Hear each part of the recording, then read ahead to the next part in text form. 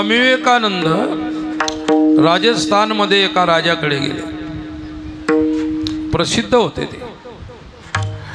राजाकडे गेले असताना राजाने स्वागत सत्कार केला, अतिथी सत्कार केला, साधूचा सन्मान केला। सांगितलं महाराज आता स्वच्छ फ्रेश व्हा, स्नान वगैरे करा, नंतर भोजनाची तयारी करतो आणि आम्हा प्रापंचिकांना 2 शब्द सांगा काहीतरी ज्ञानाचे। आपल्या घरी साधू आला पोटभर खाऊ घालायचं आणि झाल्यानंतर मग म्हणायचं आम्हाला काहीतरी ज्ञान सांगा 2 गोष्टी। फुकट अन्न खाऊ घालायचं नाही, अन्न खाऊ घातलं की प्रवचन करायला लावायचं, जे काही करून घेता येईल ते करायचं। स्वामीजी राजाच्या म्हणण्याप्रमाणे त्यांचं जे काही सभा ज्ञानमंडप होता त्या ज्ञानमंडपामध्ये प्रवचन ठेवलं त्यांचं। आता ते नेमके संन्यासी झाले होते, त्यांचा त्याग तरुण होता, एकदम जागा त्याग होता, जागृती होती आणि नेहमी वैराग्यावर, त्यागावर, योगावर, ज्ञानावर बोलायचे। अरे खरा साधू कधी आपल्या चिंतनातून फालतू गोष्टी सांगत नसतो। ज्या गोष्टी तुम्ही ऐकल्यानंतर नाही कळाल्या तरी तुमचा उद्धार होतो अशा गोष्टी कीर्तनात खरे साधू सांगत असतात। लक्षात स्वामीजीने प्रवचन केलं त्यागावर। त्यागावरती प्रवचन केल्यानंतर राजाने म्हटले महाराज एका दिवसानं काही पोट भरलं नाही, 3-4 दिवस तरी प्रवचन सांगा। ते म्हणे ठीक आहे, ऐकणारे लोक आहे, सांगायला काही हरकत नाही। दुसऱ्या दिवशी प्रवचन झालं, तिसऱ्या दिवशी झालं, चौथ्या दिवस प्रवचन होणार। राजा म्हणाला महाराज आज मंत्री लोकांनी तमाशाचं आयोजन केलेलं आहे। कशाचं? तमाशाचं आयोजन केलेलं आहे आणि तुम्ही पाहायला याल का तमाशा? त्यागावर प्रवचन करणारा साधू तमाशाला येऊ शकतो का? आणि बसला येऊन तमाशा तर तुमच्या नजरा बदलणार का नाही? काय भाऊ एवढे मोठे महाराज आणि खुशाल तमाशा पाहायला लागले। आता तुम्हीच काय तमाशा पाहायचं परमिशन काढलेलं आहे काय? साधूही पाहू शकतो कधी त्याची इच्छा झाल्यानंतर, असं काही नाही। तर स्वामीजींना विचारलं, मला काही हरकत नाही, तुझी इच्छा असेल तर मी सुद्धा येईल पाहायला, बसेल रंगशाळेमध्ये थोडासा घंटाभर। त्यांनी स्वामीजीची परीक्षा घ्या पाहायचं ठरवलं, खरा साधू आहे का? स्वामीजीच्या मनामध्ये ध्यानामध्ये काहीच नाही, त्यांच्यात मनात आणि ध्यानात तीच पवित्र वृत्ती आहे। विठ्ठला विठ्ठला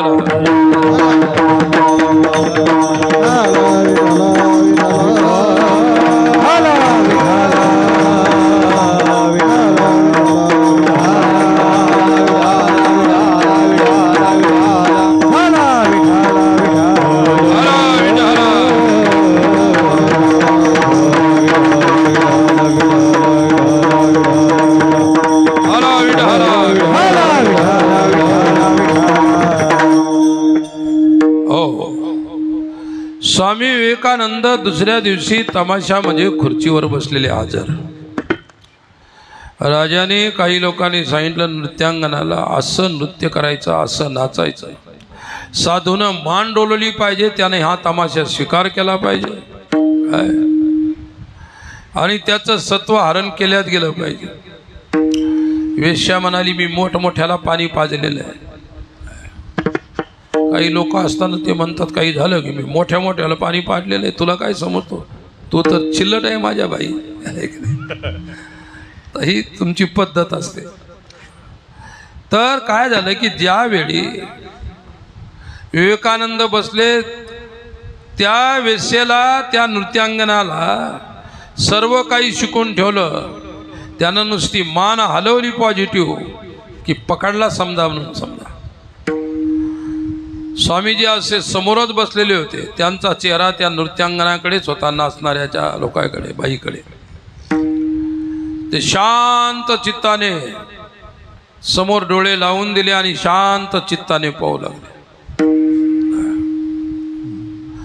अरे कीर्तनातूनही पुष्कळ घ्यायसारखं असतं, काही तमाशातून सुद्धा जीवनात घ्यायसारख्या गोष्टी. लक्षात.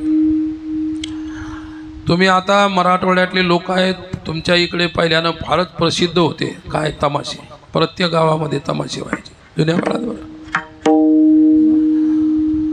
बरं त्या तमाशामध्ये अगोदर गण गायला जातो, नंतर गवळण गायला जाते, आणि नंतर त्यांना जे काही नाचायचं नाटक गाणे गायचे ते असतं.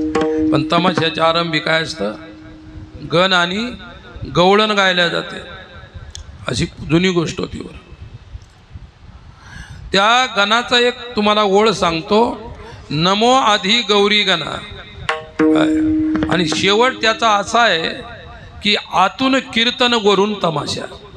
ते तमासगीर काय म्हणतात, आम्ही जे करतो ते आतून कीर्तन आहे, पण वरून लोकांसाठी काय तो तमाशा आहे. त्यांच्यासाठी काय कीर्तन आणि लोकांसाठी तमाशा आहे. लोक वर त्यालाच भुलले, पण करणारा भुलला नाही. त्याला माहिती आहे सर्व नाटक आहे, पैशासाठी मी लोकांच्या समोर प्रस्तुत करतो. आणि बाकी त्या ठिकाणी जमीन विकून विकून कितीतरी पाटील त्या काळात बर्बाद होऊन गेले. कुठे गेले पाटील, तमाशाला गेले. किती पैसे सोडले, 5,000 10,000 जमीन विकायची आणि तमाशात घालायची, असे प्रकार. परंतु तमाशगिरानं कमाई केली. त्यांनी काय केली, कमाई केली, मोठमोठे बंगले बांधले, घरं बांधले, त्यांचा फड वाढवला. तर मग तमाशात काय असतं, आतून कीर्तन वरून. आणि आजकाल असे कीर्तन आहेत काय, आतूनच तमाशा आहे, वरून काय वरून नुसते कीर्तन चालू आहे. आतून काय सांगणारा नुसता तमाशगीर आहे, आणि तुम्हाला असं वाटतं की आम्ही कीर्तन ऐकून राहिलो. ते कीर्तनही नाही, तो तमाशा नाही, ते दुसरंच काहीतरी असतं. चला, मला काही एवढ्या खोलात जायचं नाही, फक्त परिस्थिती सांगतो जगाची. स्वामी विवेकानंद बसले होते खुर्चीवर, डोळे उघडे होते, पाहू लागली नृत्यांगना काय नाचू लागली. त्यांनी ना मधातून टाळी वाजवली, ना डोक्यानं ताल धरला, ना काही अंग हलवलं. शांत निरीय भावाने असे आजगरासारखे पडलेले बसलेले होते. नाचली बाई जे नाचायचं ते, आणि तिला सांगितलं इथं काही गाणे अभंग म्हणायचे नाही, गवळणी म्हणायचे नाही, अश्लील गाणे म्हणायचे, शेणे माटले. दोन्ही बाजूला पेटी, तबला, साथ, तंबोरा, तुंतुन जे काय असतं सर्व सज्ज झालं स्वरामध्ये लावून. कीर्तनात स्वर असतो, तमाशामध्ये सुद्धा काय असतो, स्वर असतो.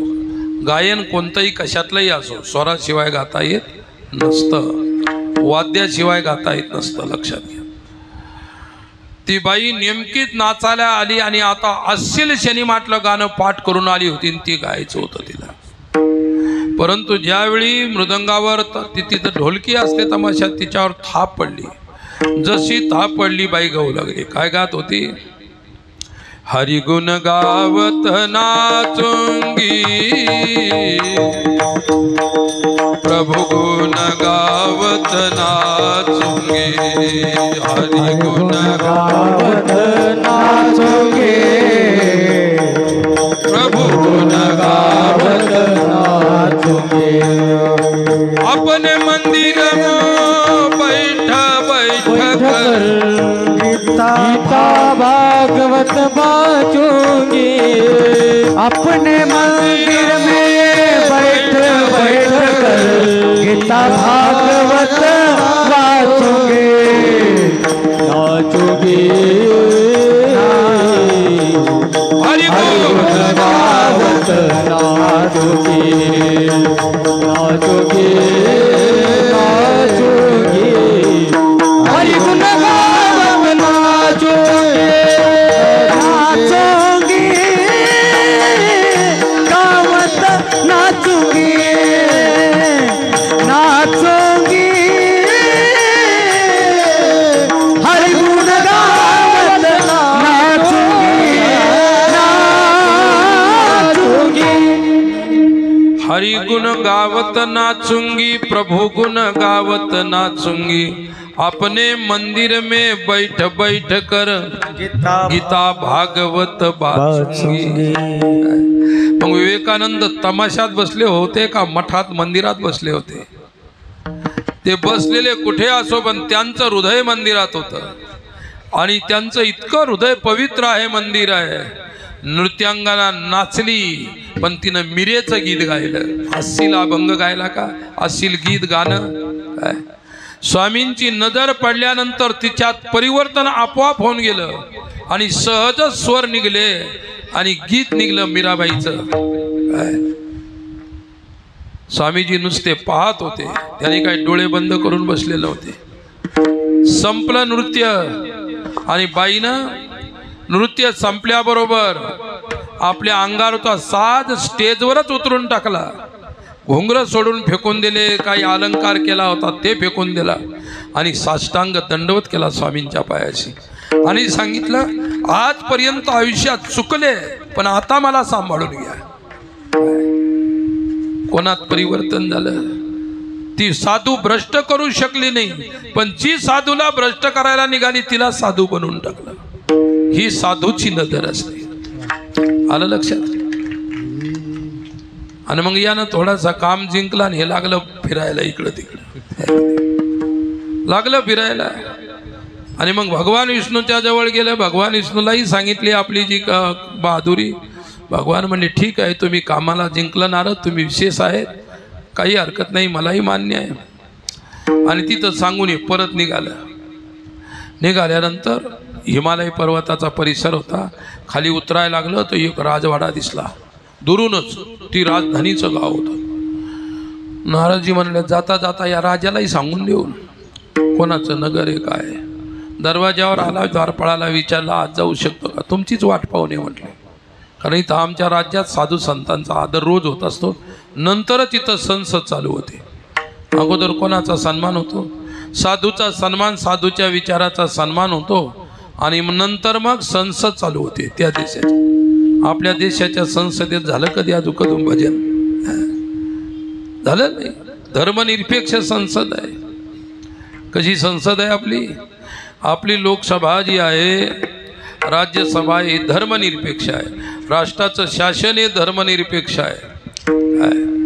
अरे कशाला धर्माला त्या ठिकाणी हे करून टाकता, ओघळून टाकता?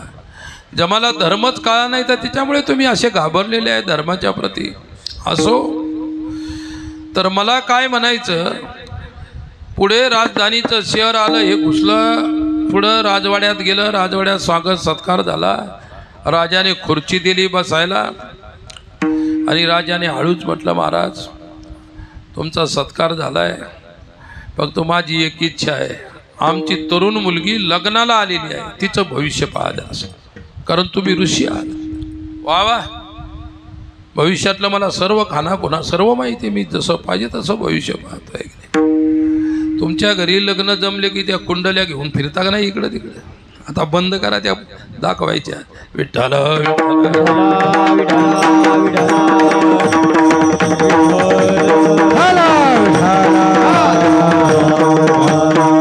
अरे मुलगा मुलगी वयात असल्यानंतर त्यांचं भविष्य ज्योतिष कुंडली पहा.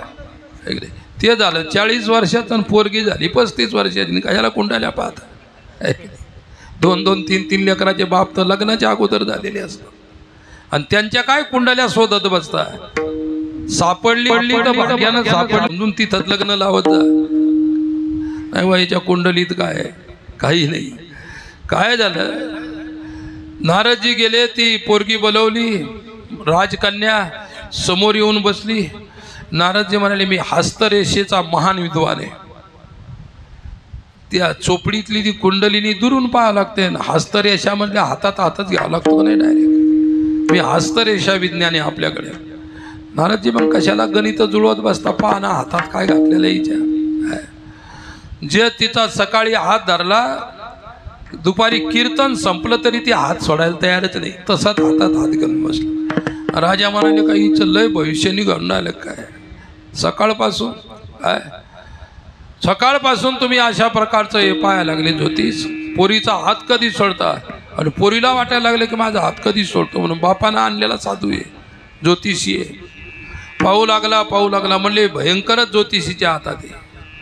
एक रेषा शोधून राहिलो काय. आणि मग ती रेषा शोधत असताना म्हणले सापडलं भविष्य, आता सोडायच्या मार्गावरच आहे. काय म्हणजे काय भविष्य? हिचं सर्व सद्गुण चांगले आहेत, गुणही चांगले, हिच्यामध्ये सर्वच व्यवस्थित आहे. गुण चांगले आहेत, गण चांगला आहे, राक्षस गण नाही, देवगण आहे, सर्व व्यवस्थित आहे.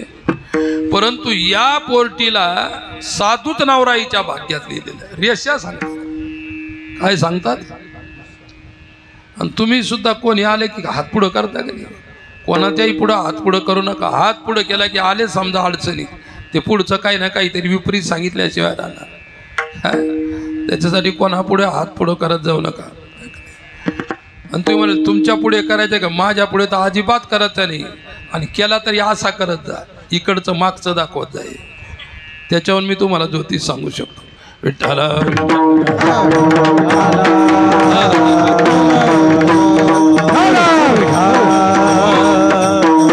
काय झालं? हातात हात घेतला, सोडायला तयार नाही, आणि तरी सुद्धा त्याच्यामध्ये डायलॉग मारलाच त्याला. तुम्हाला काही माहिती आहे का? आणि मी कामाला जिंकलेलं आहे, आणि 5 घंटे झाले पोरीचा हात धरून बसलेला आहे. तुम्हाला माहिती आहे का? तिथंही सुद्धा त्यानं सांगूनच टाकलं ते म्हणे तर आता तुम्ही कामाला जिंकले, तसे आले तसे जा. नाही नाही, तुमचा निर्णय करा ना अगोदर. पोरीला मात्र पती मिळेल तो साधूच मिळणार. त्याचं मनोगत होतं की मला देऊन टाकली तर बरंच होईल, कशाला कोणता साधू शोधत बसता. पण तो राजा आहे, त्याच्या इच्छेवर आहे, त्याची पुत्री आहे, कन्या आहे. पुढे स्वयंवर मांडलं. स्वयंवर मांडल्यानंतर हे स्वयंवरात गेलं. पुन्हा तपश्चर्या केली, देवाला मागितलं की असं रूप द्या विलक्षण, जगामध्ये तसं कोणाचंच नसायला पाहिजे, असं रूप द्या.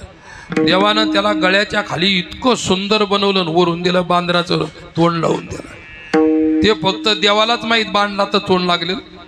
आणि गेलं घाईघाईने स्वयंवरात जाऊन बसलं. पहिल्या पंक्तीत जाऊन बसलं. दिलं लोकांना उठून, बांदर माकड कशाला इथं येऊन बसलं असेल, जाऊ द्या मागे. मधल्या पंक्तीत जाऊन बसलं. आणि आली वरमाळा घेऊन. राजाची कन्या शिलनिधी नावाचा राजा आहे, आणि त्याची कन्या याच्यामध्ये हातामध्ये माळ घेऊन, काय जशी माळ घेऊन आली तिच्या पसंतीनुसार हे बांदर तिकडूनच असे हात करायला लागले की माझ्याकडे ये, माझ्याकडे, माझ्याकडे, मी तपश्चर्या केली, मी सुंदर आहे. ती वळीवळीनं पावलं, तिची सदर नरळ गेली. अरे बाप रे बांदर. ती मधातच ओरडली. पोरगी म्हणाले बाबा अशुभ झालं काय, राजकुमाराच्या पंक्तीमध्ये बांदर येऊन बसलेलं आहे, आणि अशा सुप्रसंगी बांदराचं तोंड म्हणजे वानराचं तोंड पाहायचं नसतं. सोयरिकीला निघाले, आणि तुम्हाला कामात वानर दिसलं आणि त्याचं तोंड पाहिलं की सरळ घरी परत यायचं. तुमचं अजिबात काम होणार नाही. आलं लक्षात? आणि मुंगूस केलं आडवं तर सरळ जायचं, विचारायचंच नाही. लक्षात ठेवा. असे काही शकुन आहेत, काही अशुभ शकुन आहेत, काही शुभ शकुन आहेत. आणि बांदराचं तोंड पाहणं अशुभ शकुन. तिच्याकडे तर त्या वळीत तर ती पोरगी गेलीच नाही, ती लगेच परत आली. मला नाही घालायची कोणाच्याच गळ्यात माळ. ते बांदर बसले, त्याला हाकलून द्या अगोदर. अगं वेळे, याच्यातून कोणाला हाकला येतच नसतं, कोणाचा अपमान करता येत नसतं.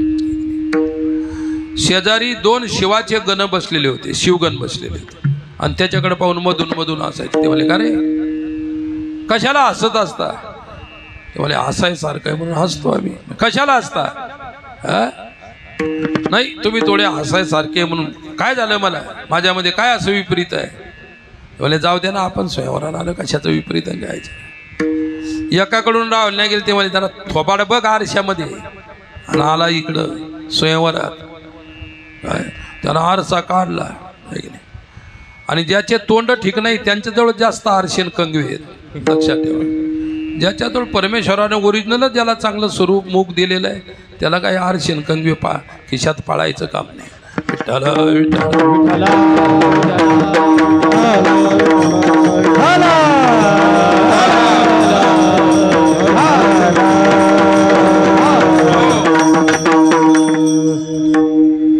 विश्वमोहिनी नावाची कन्या आहे. तिचं नाव काय? विश्वमोहिनी. शिलनिधी राजाची कन्या आहे. आणि ती परत आली. पुढच्या चोळीमध्ये ब्रह्मा विष्णू महेश बसलेले होते, त्या स्वयंवर आले. लगेच आलीन तिनं विष्णूच्या गळ्यामध्ये माळ टाकली. बांदर असं रागवलं तिथलं बसल्या बसल्या, त्यांना तन उड्या मारायला लागलं. त्याला इतका राग आला, देव म्हणाला तुला विलक्षण रूप दिलंय, तुला वरमाळा ती तुलाच घालेल असं वाटतं. नंतर त्याला आरशात पाहिलं तर बांद्राचं बुक. डायरेक्ट देवाजवळ गेले ते नारद. तुम्ही माझी अशी फजिती करायची, माझं लग्नच मोडायचं होतं. देव म्हणाले शांत बस, जास्त बकबक करू नकोस. काम जिंकलाय तू. काय जिंकलाय? अरे पुन्हा कामाच्या कचाट्यात पडू नये म्हणून मी तुला बांदर बनवलं होतं. तू एवढी तपश्चर्या करून तुझी वाया गेली असती. पण देव किती करुणावान आहे, दयाळू आहे. नारदाला देवाचा राग आला, मला बांदराचं तोंड दिलं. ते म्हणाले बांदराचं तोंड दिलं म्हणून काम या वासनेपासून तू वाचलास. आणि नाटक कोण केलं होतं? देवानं. देवच शिलनिधी राजा झाला विष्णू, विश्वमोहिनी विष्णूच झाला, नगरही विष्णूनच सर्व तयार केलं, सर्व मायावी नगर. आणि शेवटी विष्णूच लक्ष्मीला घेऊन गेला. तर सांगण्याचं तात्पर्य वासना आहे. परंतु मारुतीरायाच्या संदर्भात पहा, कामची नाही तेथे क्रोधाची कैसा, कामची नाही तेथे क्रोधाची कैसा, तेथे कैसे भांडण रे, तेथे कैसे भांडण रे. रामगड्याची आवडी मोठी, रामगड्याची आवडी मोठी, मनोन लंके पेने रे, मनोन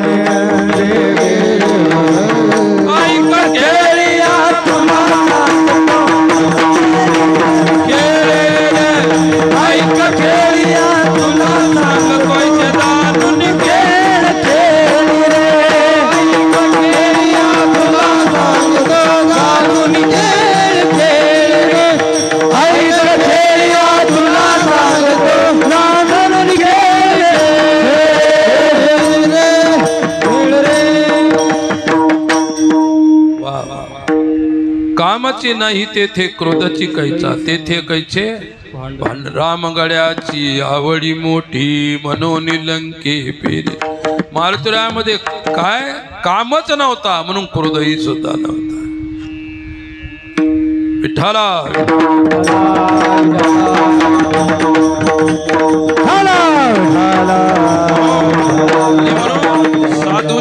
साधू या वैष्णवाच्या हृदयात जर काम वासना राहिली तो किती नाराज होतो.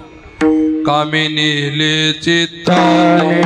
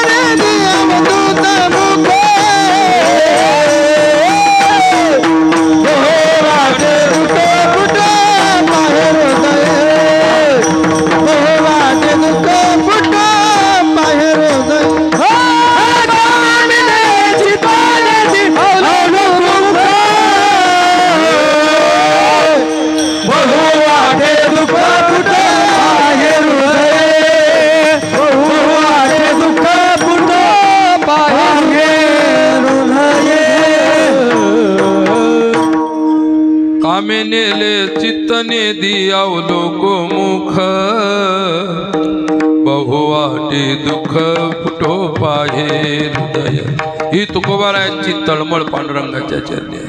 तेव्हा चित्ताला कामाने नेऊ नये, क्रोधाने नेऊ नये, विकाराने नेऊ नये. चित्ता निर्विकार पाहिजे. आणि म्हणून अशा प्रकारचा भक्तीचा भाव जो असतो, तर भगवत भक्ताच्या जीवनामध्ये एकदा का कामावरती त्याने विजय प्राप्त केला, त्याच्यानंतर अभंगाच्या पहिल्या आता भय नाही ऐसे वाटे जीवा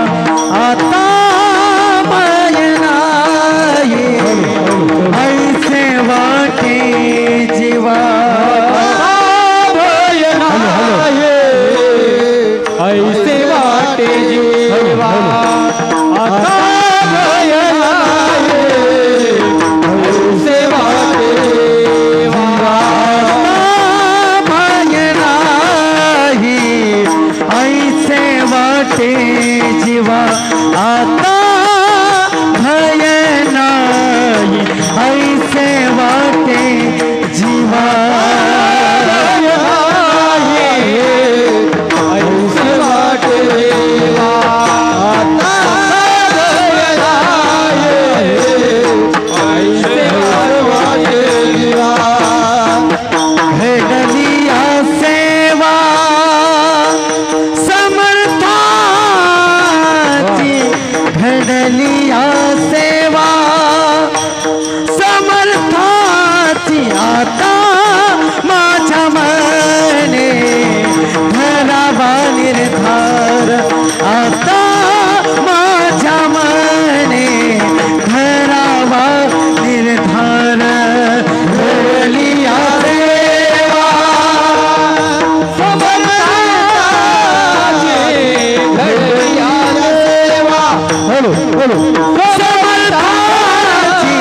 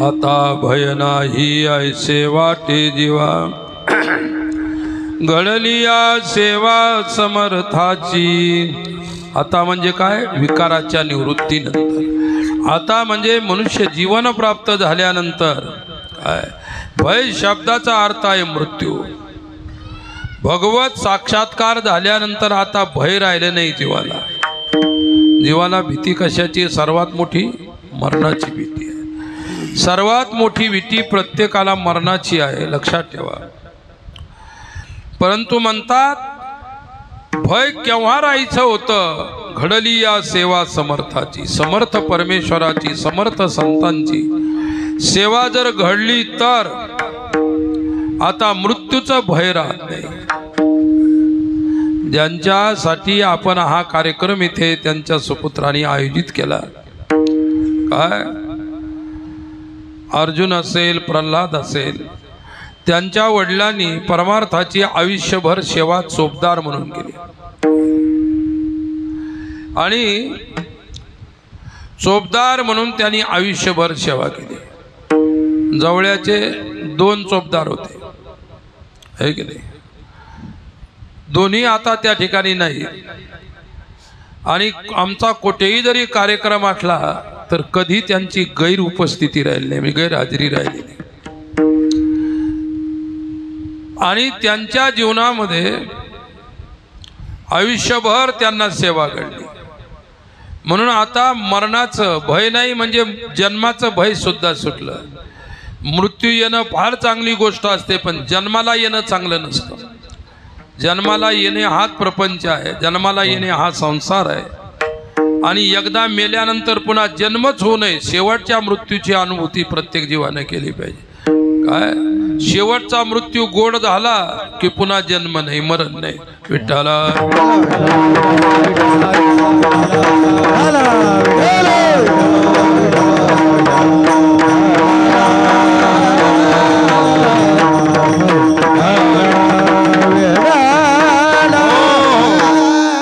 आणि म्हणून सेवा समर्थाची केली पाहिजे, जे सर्वांगानं समर्थ आहे. समर्थ असतील तरच तुम्हाला काही मिळेल. अरे समर्थ नसेल त्याचा आशीर्वाद सुद्धा सफल होत नाही, लक्षात ठेवा. मग देवही समर्थ पाहिजे. काय पांडुरंग समर्थ देव आहे. तो हा देवाधिदेव बरवा बापर खुमावरू देवी 25वा तत्व आहे तो श्री विठ्ठल पांडुरंग, आणि तो सर्वात श्रेष्ठ देव आहे. बळिया माझा पंढरीराव, बळिया माझा पंढरीराव, माझा पंढरीराव, बळिया पंढरीराव, तो हा देवाचाही देव,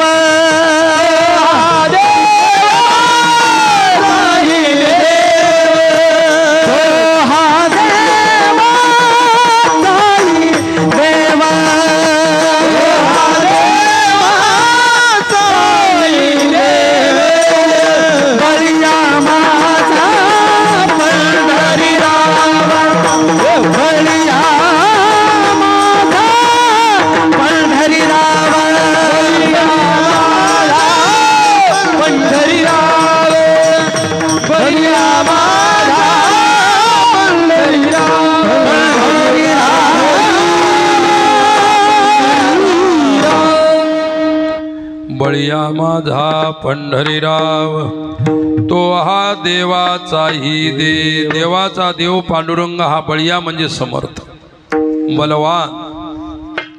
म्हणून सर्व देवामध्ये समर्थ देव जर कोणता असेल तर पांडुरंग आहे. आणि म्हणून ते म्हणतात घडली या सेवा समर्थाची. अरे तुम्हाला जर काही मिळवायचं असेल, परमार्थ सफल करायचा असेल तर समर्थाची सेवा करा. एक माणूस कपडे विकायचा बिचारा, कपड्याची ओझी बांधायची, गावागावामध्ये जायची, कपडे घ्या कपडे, कपडे घ्या कपडे.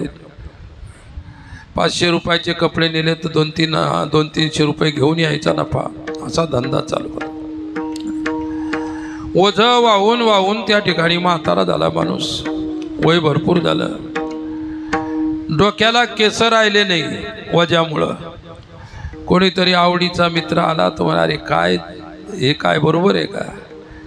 इतका ढोरासारखा राबून राहिला संसारासाठी, एवढं जर देवाचं भजन केलं असतं देव प्राप्त झाला असता. देवाला असता देव प्राप्त झाला असता, पण चिले पिल्याला कोणच जगवलं असतं. त्यांच्यासाठी तर काम करावं लागेल की नाही.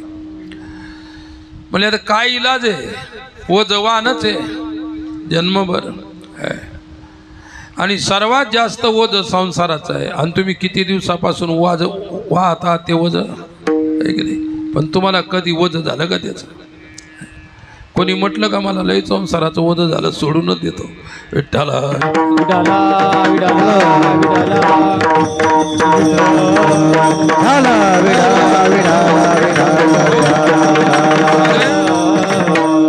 संसार इतका खतरनाक आहे, तुम्हाला ओझे वाहण्यासाठी त्याने गदा बनवून ठेवलेले. संसारानं काय केलं? तुम्हाला ओझे वाहण्यासाठी. ओझ कोण वाहत असतं? गदा वाहत असतं. मग तुम्ही ओझे वाहता, मग तुम्ही कोण आहे? नाही म्हटले तरी आहेतच. ओझे वाहणारे जेवढे असतील ते सर्व समजायचे गदे. कोणी असो, ज्ञानी असो, अज्ञानी असो, साधू असो, देव जरी असेल तरी ओझ वाहतो ना तो संसारी आहे. आणि मग ते ओझे वाहून वाहून त्याची टक्कल पडलं. कोणीतरी दोस्तानं सांगितलं, अरे एखाद्या देवाची भक्ती करून एखादं वाहन तर विकत घेऊ शकत नाही, देव देईल तर पाय. तो देईल का देव? एका दिवशी म्हटलं डोंगरात जाऊन बेला झाड्या खाली जलातले पानात महादेवाच्या पिंडीवर टाकायला लागलं. विठ्ठला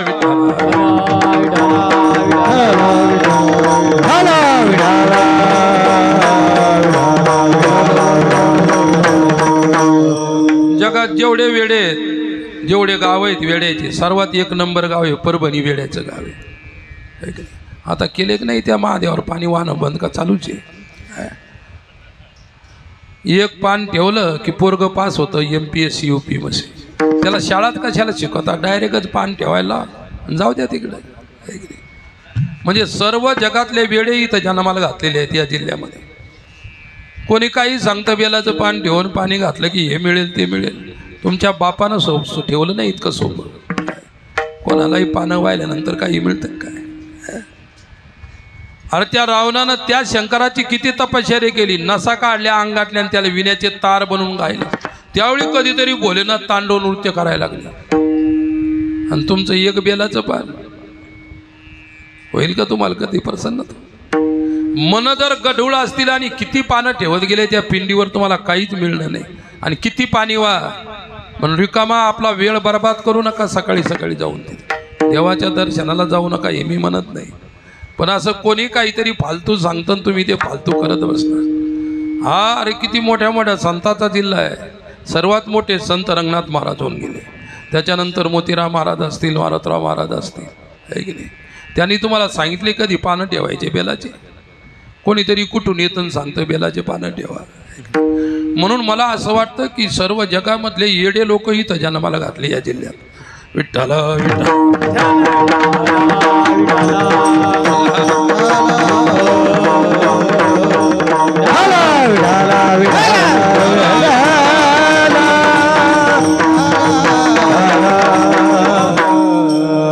शहाणे व्हायचं असाल तर माझं ऐकत जा. मी कधी सांगत असतो कधी मध्ये तेवढं ऐकलं तरी तुम्ही शहाणे होऊ शकता.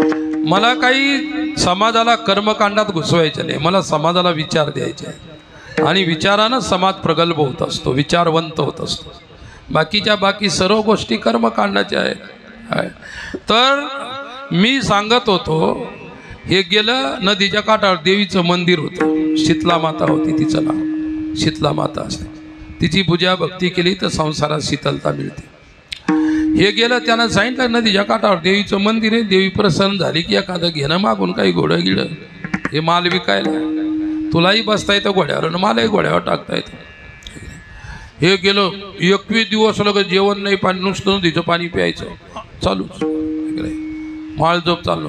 झाली देवी प्रसन्न. देवी म्हणे काय पाहिजे बघता? ते म्हणे त्यानं टक्कल दाखवलं. हे पाहिजे म्हणे. ते म्हणे ते काय आहे? ते म्हणे टक्कल आहे. संसाराचं ओझं वाहून बघ कसे टकलं पडतात बा.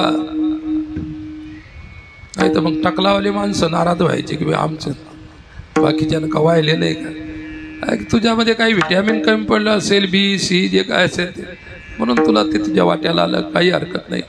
तर मला काय म्हणायचं की स्वतः भगवंत सोडून दिला, त्या देवीची उपासना केली, चांगलं केलं. देवी माता प्रसन्न झाली.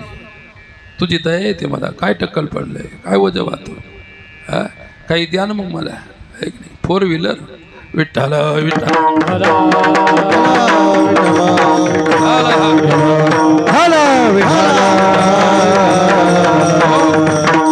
देवी म्हणाली 4 व्हीलर देण्यापर्यंत आहे माझं सामर्थ्य, पण मला झेपवेला असं मागा काही. यानं लगेच झटकन घोडंच मागून दिलं. 4 पायाचं 4 व्हीलर आहे की नाही. घोडं द्या मला माताजी. अरे माताजी म्हणाले मागितलं तर बरोबर, पण माझं सामर्थ्य नाही तेवढं. काय मी जास्त जास्त गदा देऊ शकते पण घोडा नाही देऊ शकत. आणि तिचं वाहन कोण आहे? गदा आहे. त्या शीतला मातेचं वाहन गदा. ती म्हणे माझं स्वतःचं गदा तुला देऊ शकते पण घोडा नाही देऊ शकत. घोडा देण्याचं सामर्थ्य माझ्यामध्ये नाही. वामनाच्या घरी, बलिराजाच्या घरी वामन आले. बलिराजाने म्हटलं माग काय मागायचं तर देवाला? काहीच मागायचं नाही. भिकारी नाही म्हणले मागायला. तू असशील देव तुझ्या घरचा, भिकारी नाही. असा पाणीदार होता तो माणूस बळीराजा, ऐक नाही. आणि तुम्ही सुद्धा सर्व बळीराजाचे लेकर आहेत का नाही? 100-200 रुपये घेऊन वोट टाकणारे. विठ्ठल विठ्ठल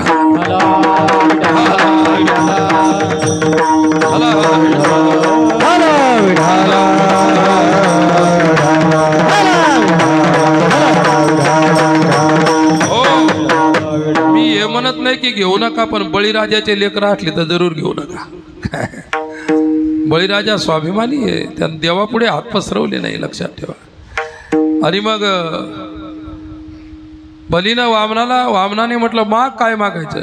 काहीच मागायचं नाही म्हणे. काही कमीच नाही तर कशाला मागू तुझ्याकडे? नाहीच मागितलं. शेवटी म्हणे मी होऊन देतो. बळीला मागितलं, बळीनं जे काय द्यायचं देऊन टाकलं. बळीराजाने म्हटलं जास्त खोदून खोदून बोलतो, मग मागतो. बळीराजाने वर्मावर बोट घातलं, मला स्वर्ग पाहिजे, इंद्रपद पाहिजे. आणि इंद्रपद बळीला मिळू नये म्हणून तर ते वामन अवतार झाला होता. काय ते म्हणे मी नाही देऊ शकत. समर्थ ठरला का? तिथं देव सुद्धा असमर्थ ठरला. पण आमचा पांडुरंग कधीच असमर्थ नाही, तो समर्थ आहे. आणि त्याची जर सेवा घडली तर मृत्यूचा आता भय नाही. आणि असा वैचारिक निर्धार केला पाहिजे दुसऱ्याकडे.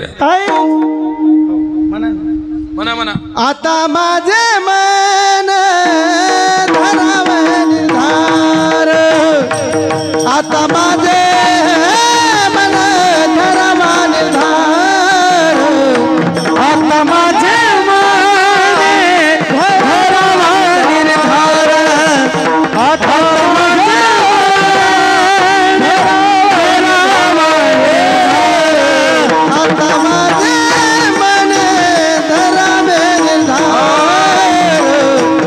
आता माझे मन धरावे निर्धार, आता माझा मन धरावा निर्धार, आता माझा मन धरावा निर्धार.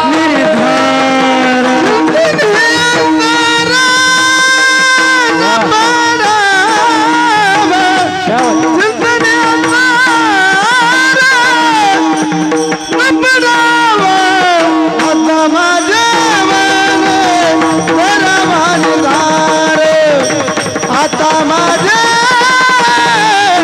धरावा निर्धार, चिंतनी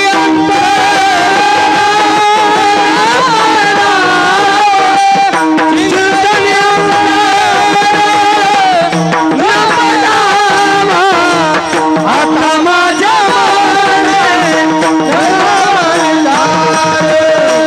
आता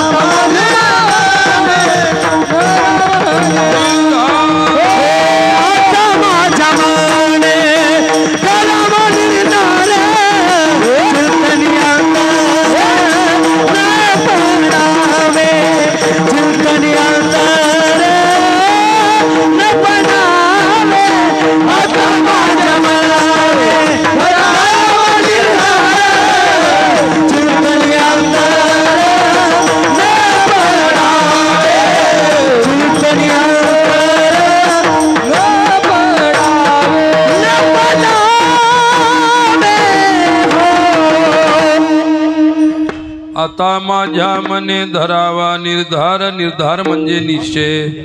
तुकोबाराय म्हणतात माझ्या मनाने आता निश्चित त्या ठिकाणी निश्चय करावा.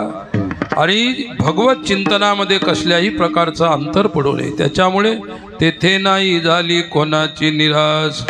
आल्या याचकास कृपेविषयी त्याच्या कृपा आशीर्वादाने येणाऱ्या याचकाची म्हणजे मागणाराची कधी निराशा झाली नाही. काय असा समर्थ तो परमात्मा आहे विठोबा रघुमान.